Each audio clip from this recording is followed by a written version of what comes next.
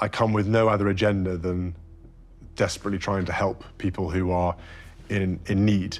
And I see that as part of my role, is that why else would I be here if I'm not using this role properly to influence and help people where I can. At 5:30 in the morning, a fleet of unmarked vehicles arrived at the quiet gravel driveway of Laura Lopes' estate in Wiltshire. There were no sirens and no warnings, just a high court enforcement team armed with a ministerial-level search warrant. Within hours, 2 legendary artifacts belonging to Princess Diana were seized, and the entire financial portfolio of Queen Camilla's daughter was frozen. The power dynamics of the British monarchy were forever altered. This wasn't merely a family dispute. It was a cold, calculated action executed with military precision, orchestrated by Prince William. A single, ruthless series of moves that left the world in shock. Before we go deeper into what this really means for the royal family, subscribe so you don't miss a single update. To understand the sheer velocity of William's response, one must first consider a quiet room inside Kensington Palace, just weeks before the dawn raid. An administrative staff member was scanning routine incoming auction documents from Sotheby's when a set of high-resolution catalog photos flashed onto the screen. These images were logged under a civilian name and prepared for a private appraisal. To the untrained eye, they looked like vintage jewelry, a rare black diamond pendant and a geometric sapphire bracelet, crafted with undeniable elegance. However, the staff member froze. These pieces were not anonymous. They had been photographed around Princess Diana's neck and wrist. They were listed in classified palace registries and held significant importance in modern British history.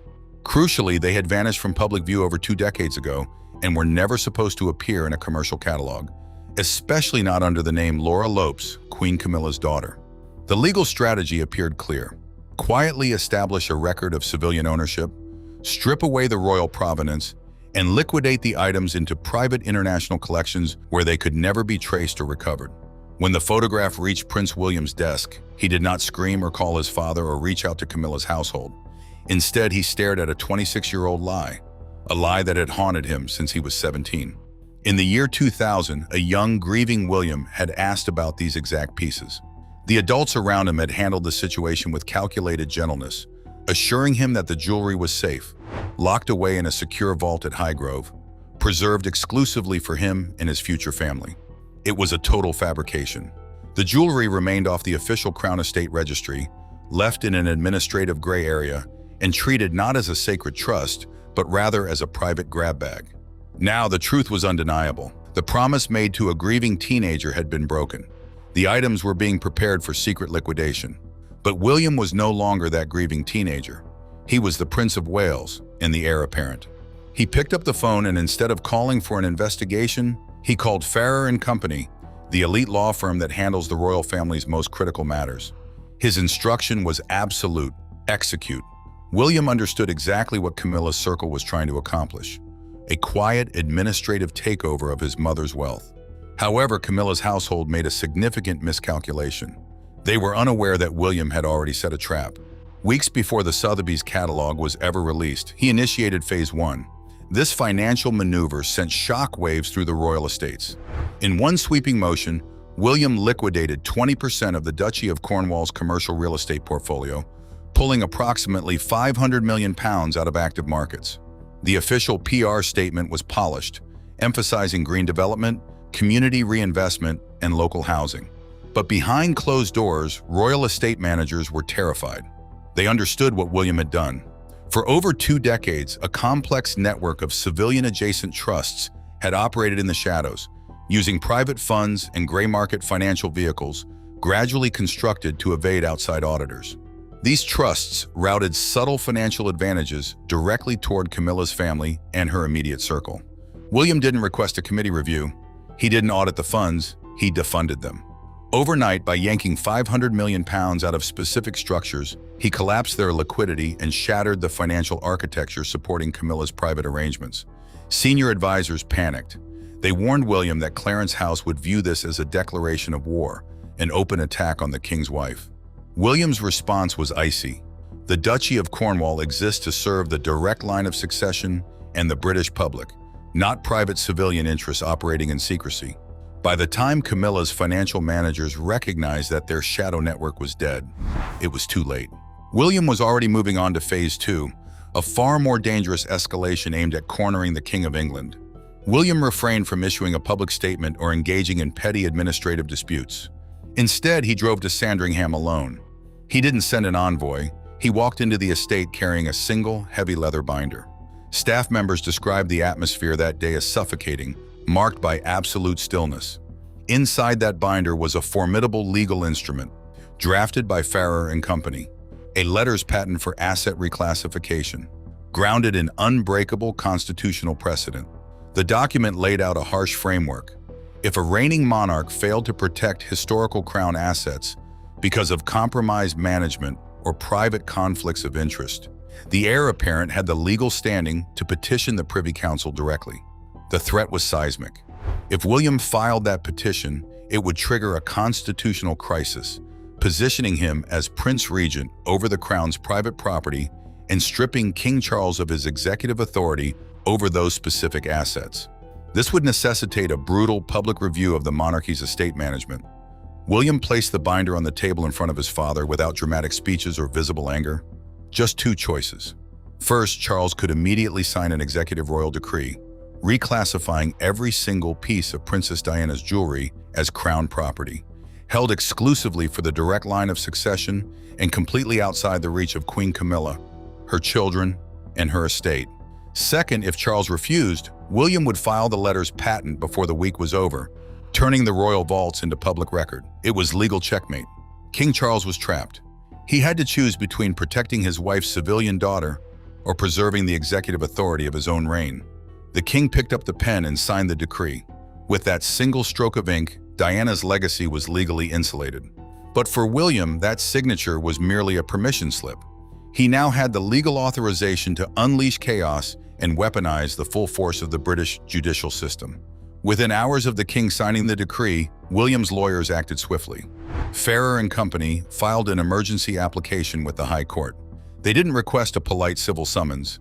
Instead, they sought a Mariva injunction, the most aggressive and unforgiving financial weapon under British law. A Mariva injunction does not allow negotiation or warnings. It immediately freezes the target's assets, accounts, and financial structures to prevent dissipation of property. Notifications were sent directly to Barclays, Coutts, and every major bank in London. As a result, every private bank account linked to Laura Lopes was frozen.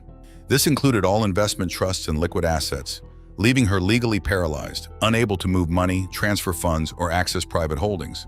Then, the physical enforcement took place. At 5:30 a.m. on May 24th, High Court enforcement officers executed a search warrant at Laura Lopes' Wiltshire property. Officers systematically searched, documented, and audited the estate. Officers located the black diamond pendant and found the sapphire bracelet, which they verified against historical photographs from the 1990s. Both items were logged as federal evidence and officially seized. William had physically taken back his mother's stolen legacy. At the same time, his legal team secured strict confidentiality orders, placing a legal gag on the specifics of the search. International financial publications began to notice the unusual account freezes, prompting inquiries from Bloomberg and the Wall Street Journal. However, the legal barriers Kensington Palace put in place were impenetrable. Camilla's team could not manipulate the media narrative. When Camilla's personal lawyers desperately tried to invoke sovereign immunity to protect her daughter from the raid, the High Court flatly rejected the request. Sovereign immunity applies only to the reigning monarch, providing no legal protection to civilian relatives, especially those in possession of disputed property. Laura Lopes was treated as a private citizen in possession of misappropriated crown assets. For over 20 years, Queen Camilla's greatest weapon was not her title, but her expertise in handling the press. She had carefully cultivated relationships with senior editors, media executives, and royal correspondents. She knew how to leak subtle details, shape public perception, and neutralize stories that threatened her position. On the morning of the Wiltshire raid, William stripped that weapon from her grasp. He activated emergency institutional protocols, placing the Buckingham Palace press office under complete communication lockdown. The directive was absolute: no background briefings, no off-the-record comments, no informal chats with sympathetic journalists, and no public statements regarding the asset freeze without explicit written authorization from Kensington Palace. Camilla's team was completely isolated. The media network she had built over 2 decades became ineffective, obstructed by high court injunctions and Kensington Palace gag orders. Her advisors were trapped in frantic, dead-end meetings, unable to issue denials or brief the press, and unable to leverage the machinery that had always protected them. Facing absolute legal and financial ruin, Laura Lopes surrendered. She signed a formal high court consent order, relinquishing all claims to the black diamond pendant in the sapphire bracelet. In return, she received the unfreezing of her basic daily administrative accounts. Following this, she quietly withdrew from public view, erased from the narrative. On June 14th, Prince William issued a formal statement announcing the creation of the Diana Heritage Trust. The legal framework was designed to be robust and secure.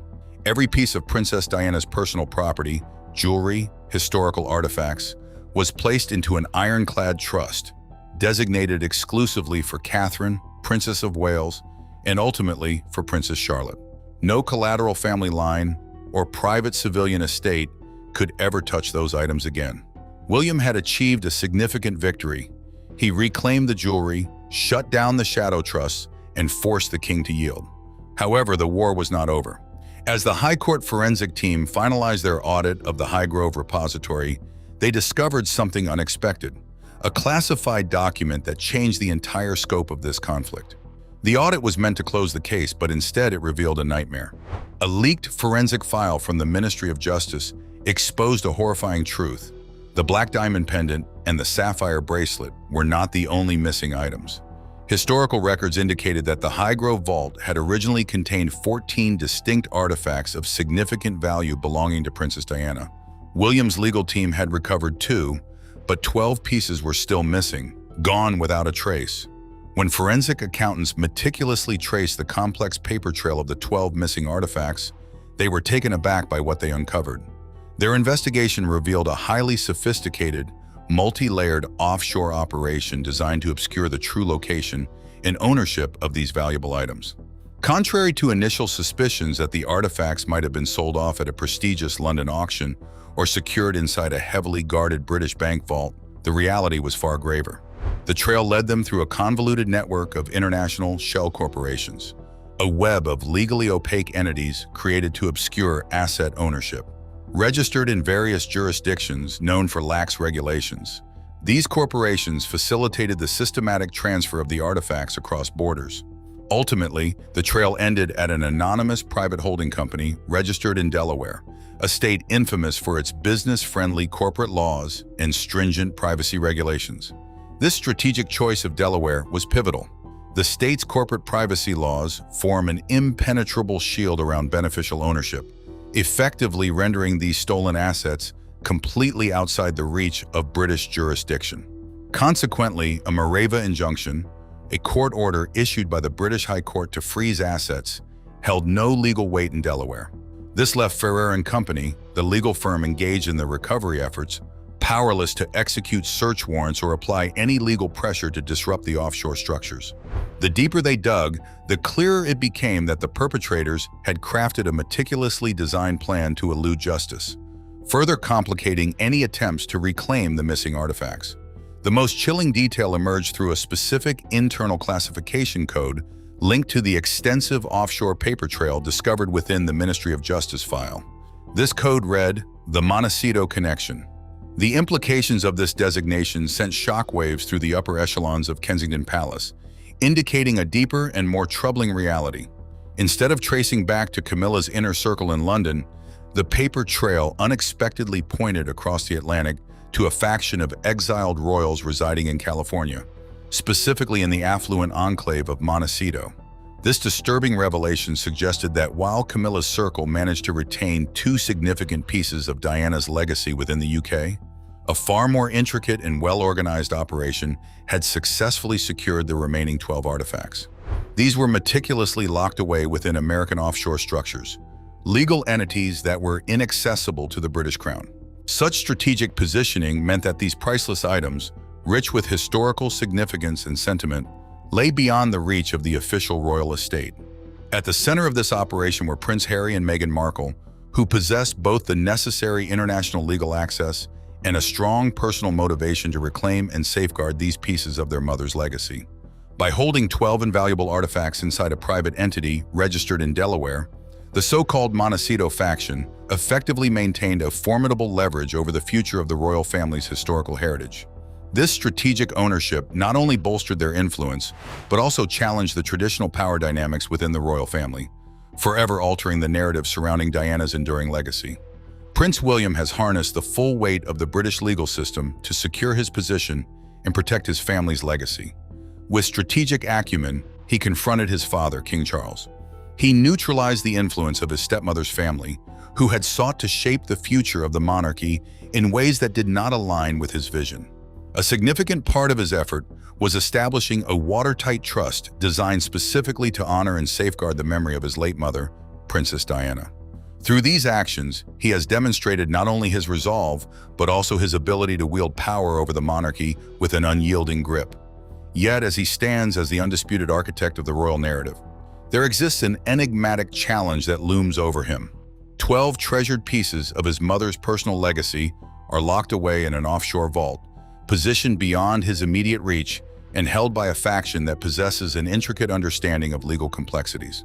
This group, well-versed in the nuances of the law, represents a formidable obstacle that could reshape the landscape of Diana's legacy.